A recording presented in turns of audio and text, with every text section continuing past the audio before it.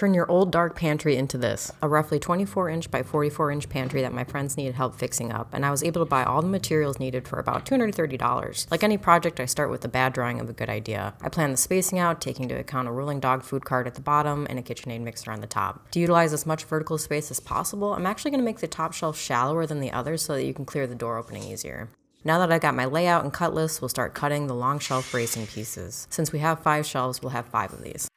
You don't need a fancy laser level to make things, well, level. Work with what you got, it's definitely fine. This is called dry fitting, which is basically me making sure that everything fits and labeling them one by one, and as expected, it doesn't because these walls are about as straight as I am, so I have to make an adjustment. You have to find the studs for this type of project because there's going to be a lot of weight on these shelves. Now I'm lining up the pieces on center, throwing some painter's tape to keep them together, and marking pilot holes to hit where the studs will be for each.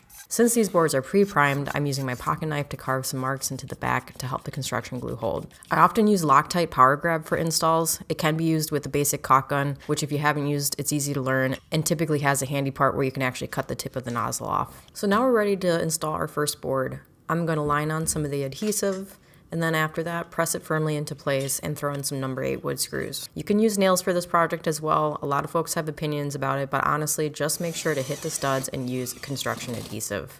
And then you'll repeat this process. Always check for level. Nice. The next step is measuring for and cutting the shorter shelving bracing pieces. Because we have 5 shelves, we'll have 10 of these to cut. Same process as before, we're gluing and screwing. The glue is going to do a lot for you in this application, but you're still going to want to find at least 2 studs to hit.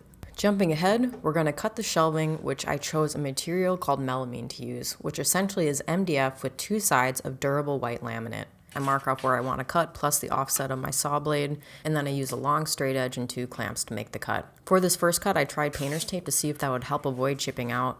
I didn't really see any difference, honestly, so I gave up on that after this first cut. Things you should do that I failed to do was wear hearing protection and a dust mask. You're going to want to cut a little less than the width of your pantry, to about 1/8 to 1/4 inch. I highly recommend doing a dry fit for the first one to make sure.